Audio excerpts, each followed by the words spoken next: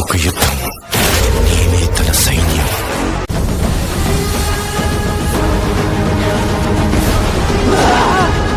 మహాకారుడు నిద్రలేచాడు.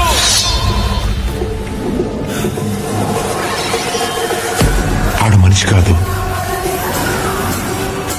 ప్రకృతి విపత్తు.